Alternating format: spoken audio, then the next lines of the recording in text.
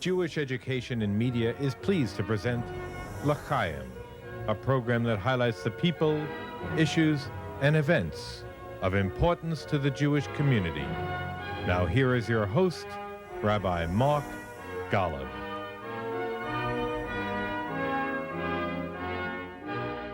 I'm Mark Golub, and everyone has their favorites.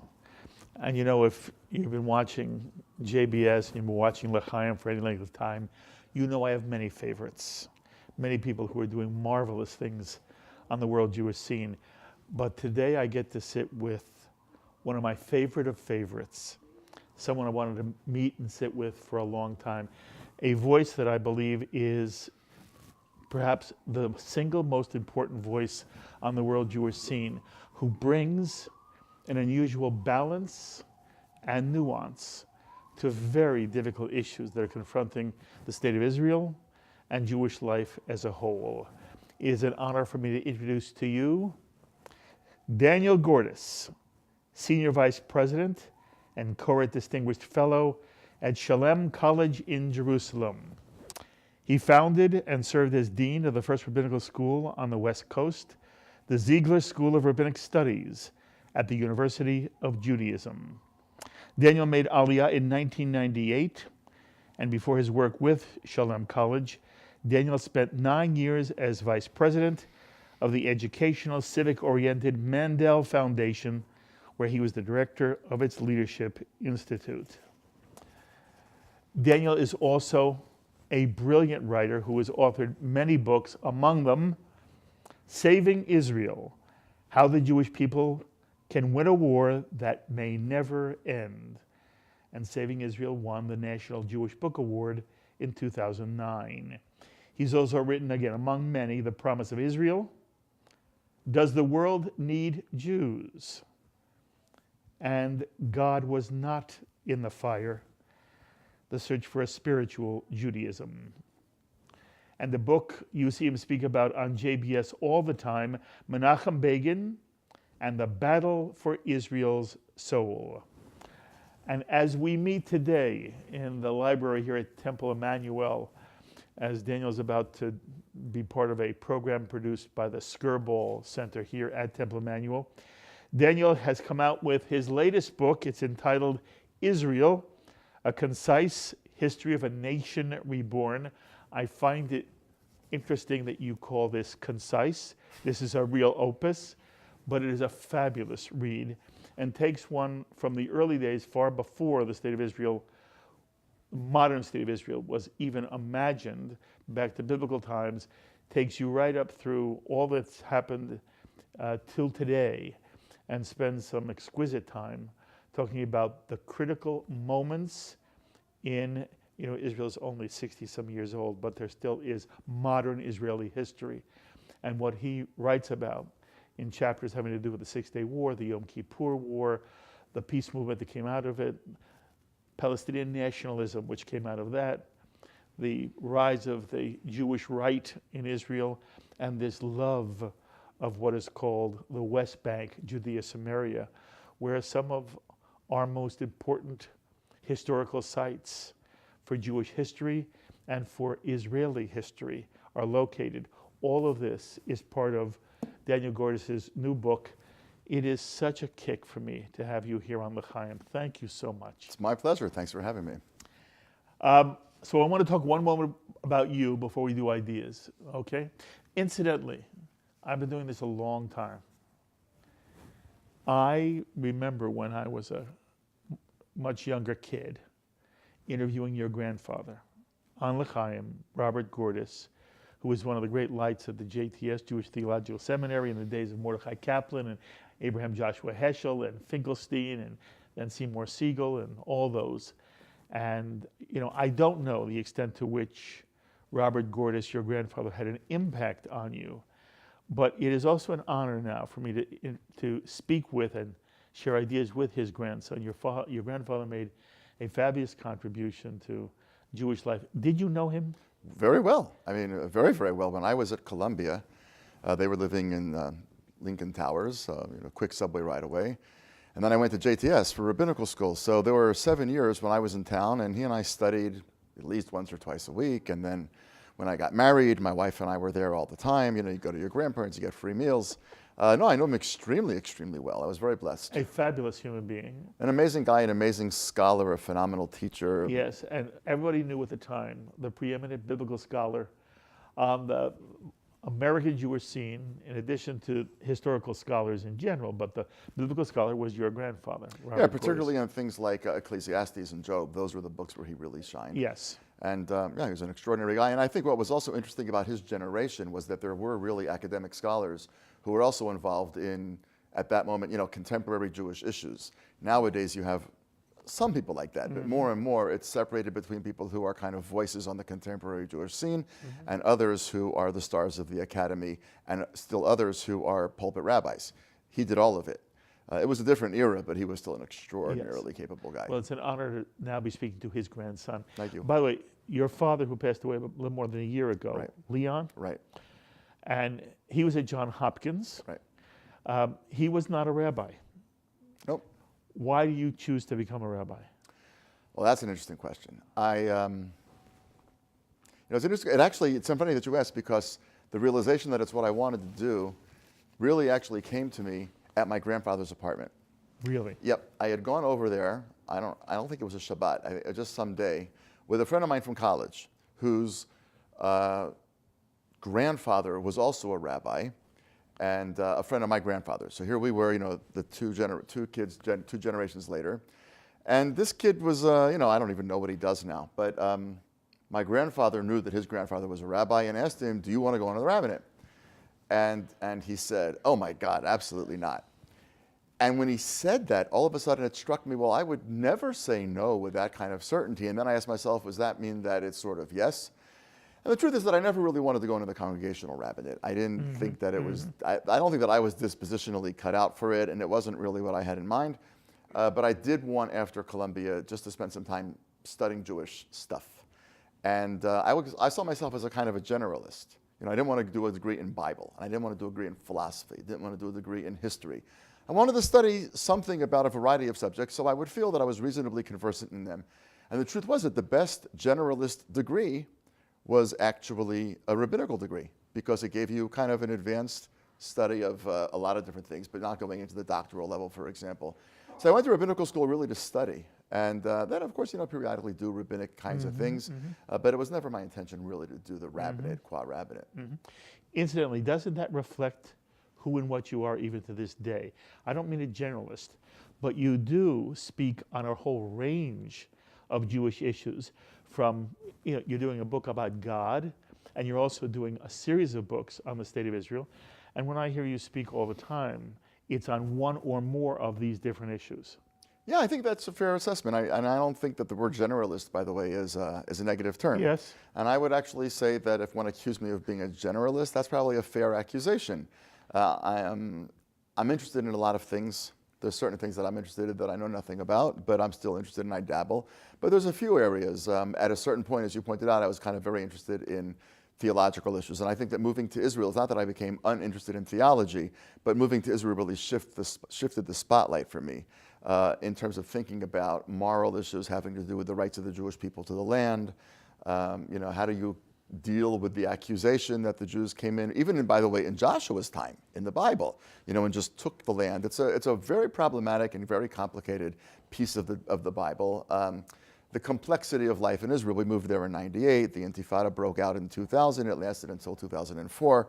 So by the year 2004, we'd been in Israel for 6 years, but 4 of them had been in Intifada, which actually, of course, colors your experience and your children's experience, and I started to write about that.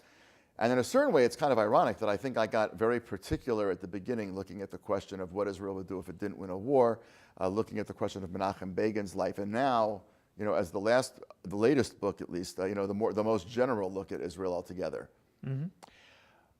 By the way, where do you position yourself on the political spectrum?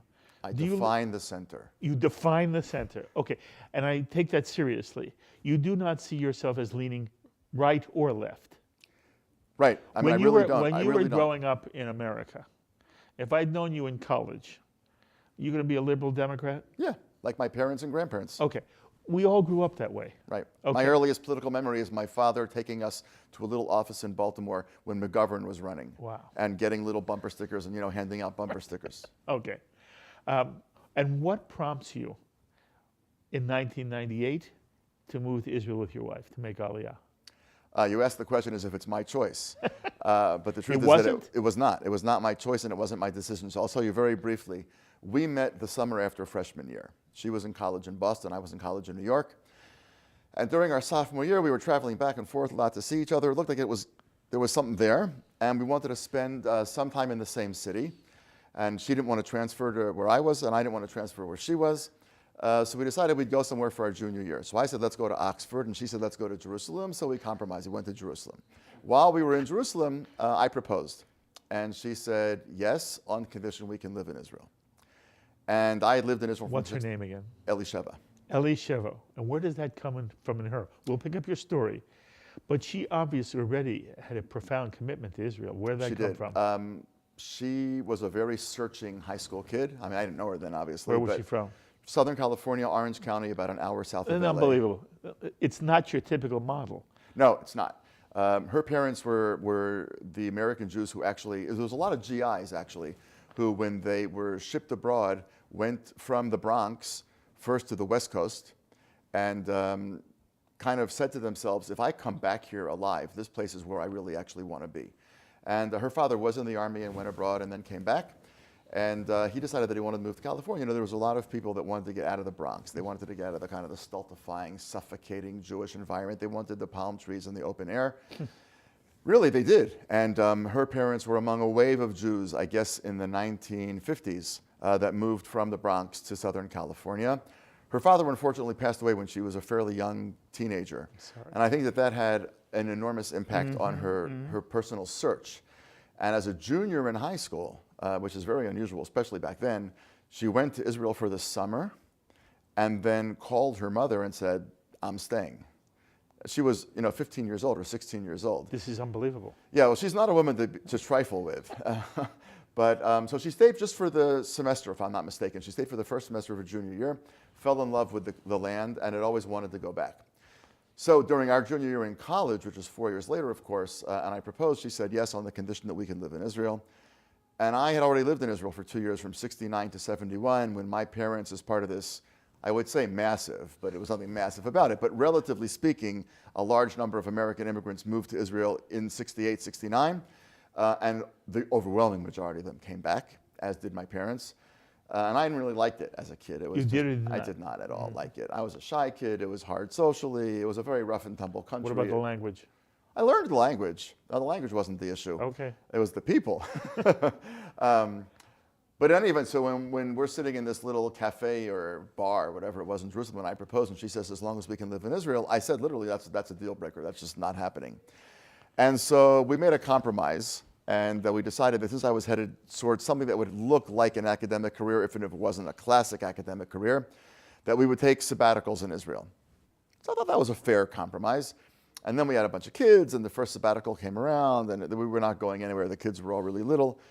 Then a second sabbatical came around. The kids were 12, 9, and 5, and she said, do not screw this one up. We are going. You find something to do. You figure out a way to make the sabbatical happen. We're going. And I was actually ready for a breath of fresh air. I'd been doing what I've been doing for a long time. Were you in LA at the time? We were in LA. I was at the University of Judaism running this rabbinical school. And we went in the summer of 98 for 1 year. We left 2 cars in the driveway, and we rented our house to students. I mean, we really weren't moving. Coming back. We left everything right where it was. Right. The towels were in the closet, and the desk was full of my stuff.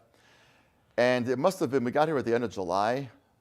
And so then August goes by, September, probably the beginning of October, the kids are in school. And she and I are reading at home. We're each sitting reading our own book. And I still remember what I was reading. What were you reading? I was actually reading Yoram Chazoni's book on the state, I think it was called The Jewish State, obviously modeled after Herzl's book. But Yoram Chazoni had written a brilliant book, and I think it had relatively recently come out, and I was reading it. And it's not an easy read. You got to focus. And so she's sitting where she's sitting, and I'm sitting where I'm sitting, and the kids are off to school. And as you know, Israeli public schools end at like 1 o'clock in the afternoon, which says a lot about Israeli society. And she says to me, I'm not going back, right? And I said, okay, fine. The kids are coming back in an hour and a half. I want to finish this book, whatever. And it was quiet for like 3 minutes, and then she said, I'm not going back. So I said, that's fine. Whatever you say, it's all good. And I'm reading, and then a few minutes later she says, and if you go back, I really think you're going to miss the kids. And it was at that moment that I realized she was actually not kidding. So we put our books down, and we began what was actually a pretty profound conversation that did not last very long. I mean, it was within a matter of weeks that I said to her, look, most of the decisions that we made about moving geographically had been for my career and my studies and whatever. It was really her turn. And I was loving the time that we had been there. We hadn't been there that long, but I was loving it. You have to remember, this was the period in which Barak beat Netanyahu, and Barak had made 3 promises, right? Peace with the Palestinians, peace with the Syrians, and getting the kids out of Lebanon. It was a high. I mean, there was a very, very, very serious high in Israel at that point. And there was a sense that peace was literally right around the corner, that the kids could grow up in a very different kind of a country. And I said to her, okay, here's the only deal. If I can find a job that'll pay the rent, I'll do it. I didn't want to do what a lot of immigrants do. You work 5 jobs to make a 75% income. That I wasn't going to do. But if I could find a job that paid a reasonable salary and that we could live on it, we would give it a shot. And I was very fortunate and blessed that I was able to find something. And I have to say, we didn't know then, obviously, that the Intifada was going to break out. But even when the Intifada broke out, and we lived in a very unpleasant situation for 4 years, never even a millisecond of doubt that it was the right decision. You never doubted it? Never, not for a second.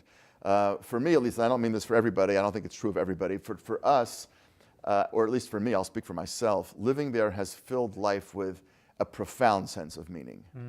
I literally, during the second Intifada, I wrote about this a lot. I was, thank God, never in an attack, but I heard a bunch of them. I heard the bomb blow up, and you feel the ground shake, and then it's quiet for 30 seconds, and you hear the sirens running, and the whole day is shot.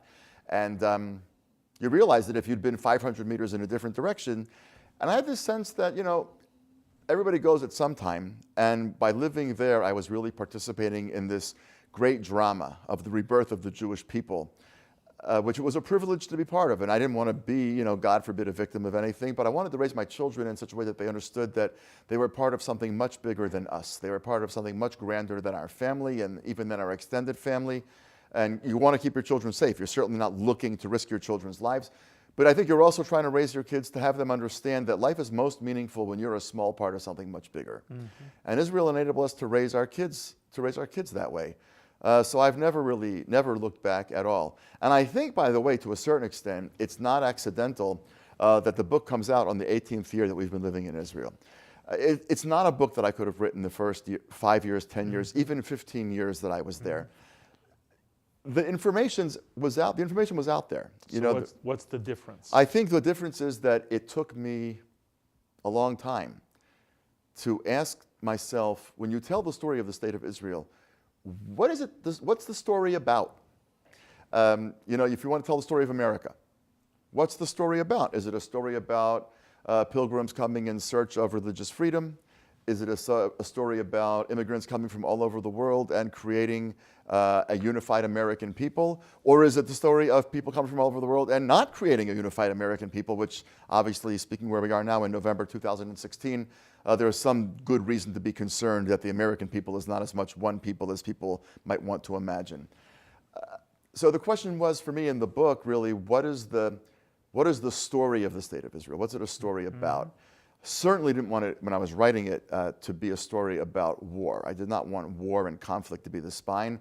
But even before we get to the book, I wanted the story. I think that I've come to understand the story of the Jewish people's returning to its ancestral homeland as being a story of the Jewish people reimagining itself. Yes, there is a conflict. There's been a conflict since 1929, let's say. And it's critical, and it's important, and it's grinding, and it's depressing, and I don't think it's soluble in the immediate future. I don't mean to suggest in any way that you can reasonably tell Israel's story or reasonably talk about Israel without putting the conflict somewhere in the picture.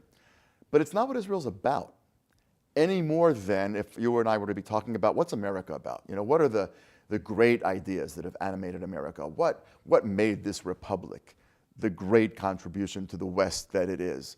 And we answer the question by saying there was a war in 1776 and one in 1812. We'll leave out a bunch of them. A civil war in 62 to 65, and a First World War and a Second World War in Korea, Vietnam, Iraq, Afghanistan. Doesn't tell you anything about America. You got to get inside the kishkas, really, of Thomas Jefferson. You got to read the Federalist Papers. You have to read Abraham Lincoln's Lyceum Address. And what's the equivalent for Israel? The Declaration of Independence, the volumes and volumes that were written by Zionist thinkers long before there was a state, which still the greatest collection of them is Arthur Hertzberg's The Zionist Idea, which was published in '59. It's a hard read. It's a bit of a slog. It's the most important summary of Zionist thought that there is anywhere, even to this very day. But it is those thinkers. It's Herzl, and it's Jabotinsky, and it's Ben Gurion, and it's Berdichevsky, et cetera, et cetera. It's the Declaration of Independence. It's Israeli poets. It's Chaim Nachman Bialik, and it's Nathan Alterman, and it is David Grossman, and it is obviously Amos Oz, and it's much less well-known authors like Eshkol Nevo and Etgar Karet and many others. There's a voice of a people yearning for a different kind of reality, yearning for a different kind of a Jew. I would say that some of it is even in contemporary Israeli music and in contemporary Israeli television. The real fascinating story is about the relationship of the Jewish people with its own tradition when it returns to its land. At the beginning, of course, that relationship is almost a hostile one. There are obviously people who are not part of that. But Ben Gurion is not accidentally standing under the portrait of Herzl on May 14th, 1948, with his head uncovered. It was not an oversight. It was very clearly choreographed as a way of saying to Jews throughout the world, this is different. This is not a continuation of European Judaism. The fact that Ben Gurion required the people who served in his governments, especially at the higher echelons, to change their names so that Simon Persky becomes Shimon Peres, and David Gruen had become David Ben Gurion, and Golda Meyerson became Golda Meir, and Arik Scheinerman became Arik Sharon, and so forth. It wasn't just that he wanted people to have an Israeli-sounding name. It was jettisoning the European part of you. You had to get rid of the European Jew inside yourself to say, I am not my father's son. Okay. I want to ask you one specific question about the book, and then ideas that come out of the book, and all the things you've been talking about now for years. There are so many books about the history of Israel. For you to decide you're going to devote a significant amount of time and energy and thought and creativity to add yet another history of Israel, you had to want to say something that you felt hadn't been said in the myriad historical books that have been written. Daniel, what is it about your approach to Israeli history?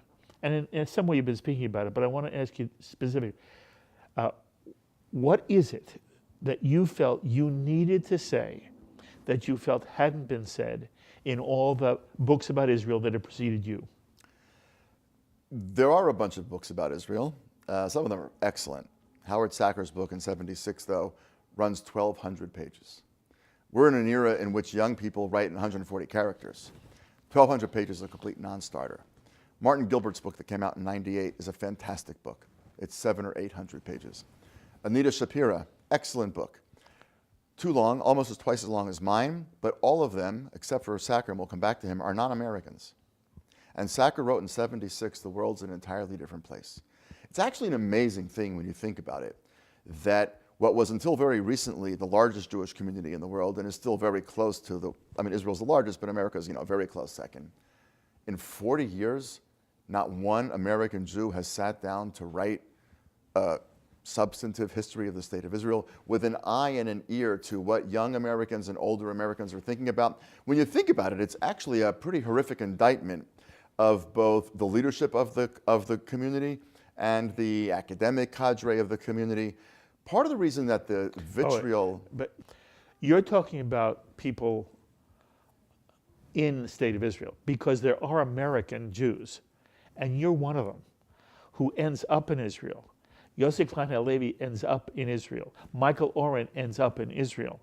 But for many American Jews, these are American Jews writing about Israel. Correct, but neither of them wrote a history of Israel. If Yossi Klein Halevi or Michael Oren had written a history of Israel, I wouldn't have written this. Interesting. Okay. Because I know them both well. They're both very good friends.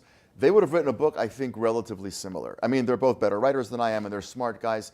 But I think that what those of us who come to Israel as adult immigrants do is we ask ourselves, as we were talking about before, what's this place about?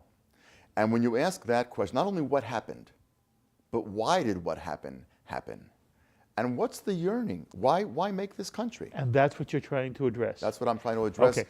with an eye towards the questions that I know younger and not so younger Americans are asking. Give me one such question. Well, obviously the conflict, right? Yes. They want to know, how can I care at all about a country when all I hear about it is occupation and settlers? And I want to give that question its rightful place in the conversation, because it's a very important question. But you also got to know where the occupation came from. Okay, give me another question. Why does Israel have such a seemingly combative political system? And I wanted them to understand that today's Israeli politics are actually a continuation of the arguments that were Zionism before there was a state. And I argued that Zionism was not an ideology, it was a conversation. And when the state becomes a state in 48, that conversation becomes a political system. So that's another example. The place of generals in Israeli society and the place of non-generals in Israeli society. The whole tension between Israel seemed at some point to be so Western, and now it seems to be becoming less Western. They have to recognize that Ashkenazim are a minority of Israeli Jews. There are more Mizrahim, North African Jews, Yemenite Jews, Iraqi Jews, and so forth, than there are European Jews. They come with a different culture. They come with a different background. They come with a different set of assumptions. If you want to understand Israel, you cannot expect Israel to be a Hebrew-speaking, falafel-eating version of the United States. Mm-hmm. It is not that. So I wanted to take all these questions that are kind of hovering around the things that I know make Americans uncomfortable and address them throughout the book. Okay. You talk about how American Jews cannot expect Israel to be a Hebrew-speaking version of the United States and the United States Jewry. Daniel, what's in your mind the grossest misunderstanding committed American Jews have about Israel, and what's the grossest misunderstanding those Jews who are on the liberal left, who see Israel now as a brutal, occupying, colonialist power, which, if it is not literally engaged in apartheid, is just one step removed from it. I want you to take both separately. First, you know what, let's take first the Jew who has a strong sense of Jewish identity, but is troubled by the state of Israel. It's not only young people. What do you say to them? First of all, I'm troubled too. And I think that has to be put out there at the very beginning. This is not a case of somebody who thinks the conflict's not a problem, speaking to people who think the conflict is a problem. I'm troubled also. What troubles you? I would like to be at peace. I would like not to have our children go and do what they have to do. I would like the Palestinians to have a country. I would like them not to be stateless. I mean, I would like a very, very different reality. But when you ask what's the major misassumption or the major misconception, I mean, there are obviously a few. But one of them is that unless the state of Israel is at peace, Israel's a failure. I don't understand why that's the case. I would love for Israel to be at peace. The last of our 3 kids to get out of the army just got out of the army a few months ago after 8 years in. I mean, he's 26, almost 27.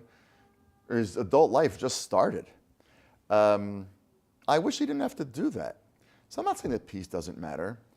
But what people don't understand is that the state of Israel, even without peace, has completely transformed the existential condition of what it means to be a Jew.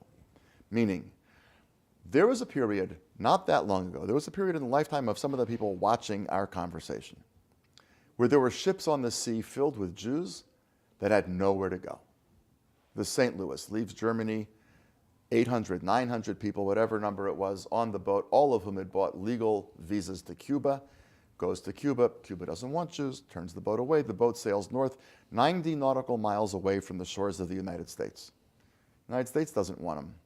Captain gets some countries to take a few of them, but most of them make their way back to Germany. And a quarter of the people on that ship who had been just off the shore of America go to concentration camps, get murdered in gas chambers, and get incinerated in crematoria because there was nowhere for them to go. A couple years later, the Struma, a boat with also 700, 800 people on it. It was really, by the way, literally a cattle barge that had been turned into a boat for people that had, I think, 8 toilets for the 700 or 800 people that were on it. sets sail for Palestine, breaks down outside Istanbul. Long story short, the British won't let it into Palestine. They don't want the Jews. The Turks won't let it into Turkey. They don't want the Jews. The boat stays there for months in the harbor until finally the Turks tow it into the Black Sea. But the Soviets don't want boats of people floating on the Black Sea because they're worried about stuff making its way into the German-controlled areas. So a Soviet submarine fires a single torpedo and the boat sinks. Mm-hmm. Every single person except for one guy named David Stoliar dies on the boat. Mm-hmm. And I mentioned those stories, and there's the Exodus and there's many others.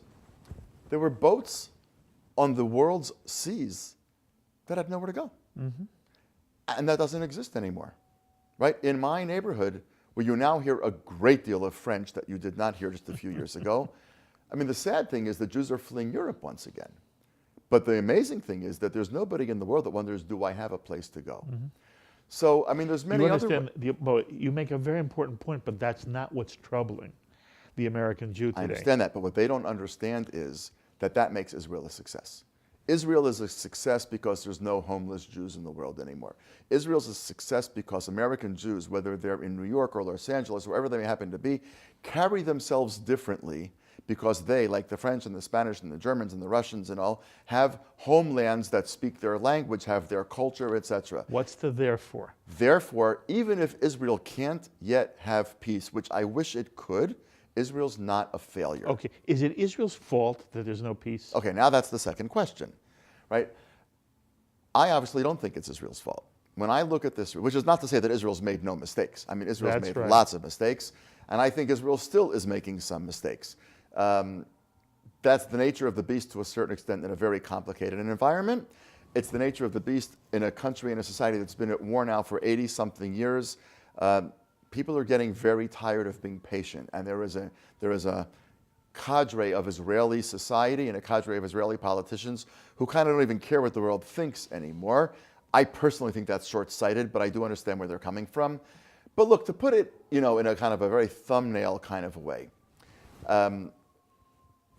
Zionists begin to move into Palestine in the end of the 1800s, the beginning of the 1900s. They buy that land. They just buy the land. They pay good money for the land that they then turn into farms and then moshavim and then little cities and so on and so forth. At a certain point, it becomes clear that these are going to become a state, and the Palestinians or the Arabs, whatever you want to call them, become vehemently opposed. The armed conflict really takes off. It's initiated by the Arabs. I don't think there's any question about that. The Peel Commission under the British comes to Palestine in 1936 and says, let's split the land. Mm-hmm. The Jews are enraged because the Peel Commission is going to give the Jews much less land than they believe the Balfour Declaration had promised them in 1917. And they were right. And they were right. But they said yes. That's correct. And the Arabs said no, and the Arab Revolt of 1936, 1937 breaks out. Fast forward 1947. The UN gets together in the General Assembly to vote on partition. Jews aren't happy. We all know that map where it literally meets at one point. You could put one foot on one side. It's not a country. But they said yes. The Jews said yes. The Jews said yes. The Arabs said no. And the war started the very next day. It was not the Jews who started the war. Fast forward to 67, which is when the occupation starts. Golda Meir goes to King Hussein, begs him, do not join the war. And he decides that he has no choice because of a whole array of... Correct. So King Hussein loses the West Bank. The occupation begins. Now, there are Israelis, by the way, as you and I both know, in 1967, who say, give it all back. Yeshayahu Leibovitz says, give it all back. It's going to corrode your soul. He's an Orthodox public intellectual. David Ben-Gurion, who's hardly Orthodox, and is really not a public intellectual, but a politician, although he was a great intellectual, says, keep Jerusalem, because it's the eternal capital of the Jewish people. Keep the Golan, because it guarantees the safety of the northern part of Israel, but give everything else back. But Khartoum is the place to which the Arab League then retreats, so to speak, a few weeks after the war, has a whole meeting of whether they're going to do or not. They've been completely trounced, and Israel has tripled its size in six lightning days. And Khartoum is the place in which they come out with a famous resolution: no peace, no recognition, no negotiations. Yes, you won on the battlefield. We will have nothing to do with you. We will not recognize you. We will not negotiate with you. We will not give you peace. Now, today's kids who are saying, so why did the occupation continue, have to ask the question, well, what would you do when they